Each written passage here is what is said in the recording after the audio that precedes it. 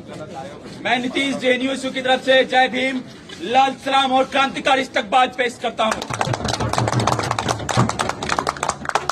आज vice chancellor ने और इस जेएनयू एडमिनिस्ट्रेशन ने 2 नए सेंटर बनाए। स्पेशल सेंटर का नाम दिया, एक मराठी भाषा के विकास के लिए, डेवलपमेंट के लिए, और एक छत्रपति शिवाजी के नाम पे।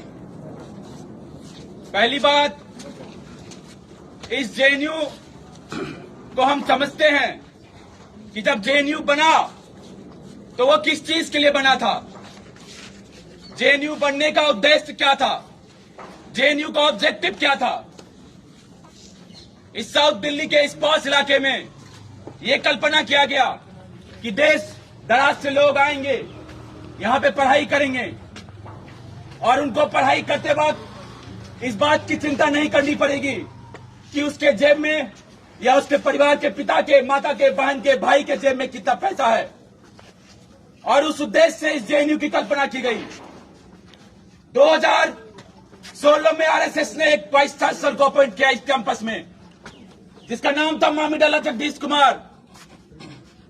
वो दिन ब दिन, एक और एक सेकेंड, जिस वाइस चांसलर को इस बात के लिए अपॉइंट किया जाता है तो उस यूनिवर्सिटी का उत्थान करेगा, यूनिवर्सिटी का विकास करेगा, यूनिवर्सिटी के उद्देश्य को, ऑब्जेक्टिव को बढ़ाने में मदद करेगा, काम करेगा।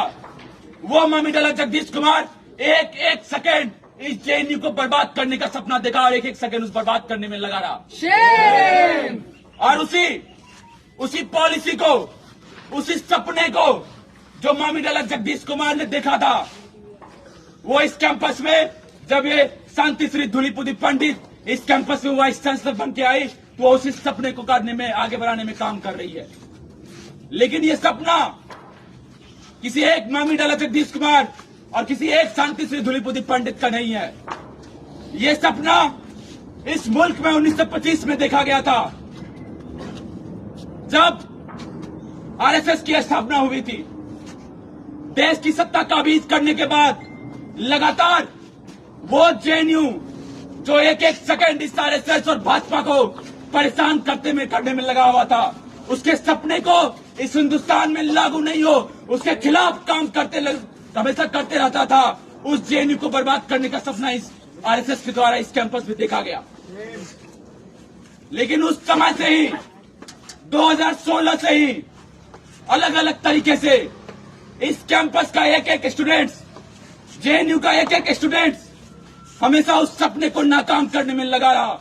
और उसी सपने को बढ़ाने की लीगेसी के रूप में आप सभी लोग यहाँ पे आज इकट्ठा हुए और एक चीफ मिनिस्टर, उसी आरएसएस का एजेंट, उसी चाटुकार आरएसएस का एजेंट, उसका दलाल जो इस कैंपस में आया, आपने इस प्रोटेस्ट को करके इस बात को दिखला दिया कि जेएनयू जिस सपने से खड़ा हुआ था, जेएनयू का जो आइडिया था, जिस आइडिया के साथ हम और आप एक एक सेकंड संघर्ष करते हैं, उसकी लीगेसी इस 25 साल 100 साल के आरएसएस के इतिहास के सामने झुकने वाला नहीं है, उसके सामने गिरने वाला नहीं है। इस बात को आप लोगों ने अच्छा दिखाया।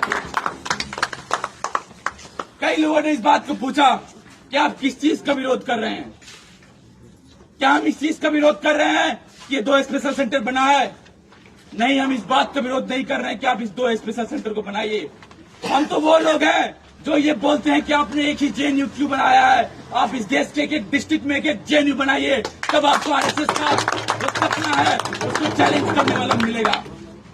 लेकिन आप देखिए, इस कैंपस में आपके सामने स्कूल ऑफ सोशल साइंसेस है, आपके सामने स्कूल ऑफ इंटरनेशनल स्टडीज है, आपके सामने school of language, literature and cultural studies है। हर एक सेकेंड हर वो जेएनयू का स्टूडेंट जो इस कैंपस में पढ़ने आता है, उसको एक एक सेकेंड एक एक चीज की दिक्कत होती है। जब हॉस्टल में वाटर कूलर के पास जाते हैं तो उसमें से पानी नहीं निकलता है। जब कमरे में आप सोने के लिए जाते हैं तो हमको इस बात का डर सताता है कि ऊपर से सीलिंग गिर जाएगी। जब ठंड का मौसम होता है तो खिड़की में शीशे नहीं लगे होते हैं और ठंडी हवा आती है आपके पास। इस वाइस चांसलर के पास आप जाइए, हम सभी लोग जाते हैं, काउंसलर जाते हैं, अलग अलग संगठन के लोग जाते हैं, उनका भी एजेंट जो एबीवीपी है वो भी जाता है। ये बोलता है कि मैडम इंफ्रास्ट्रक्चर की हालत बहुत खराब है, इसको ठीक कर दीजिए। मैडम क्या बोलती है? मैडम बोलती है फंड नहीं है।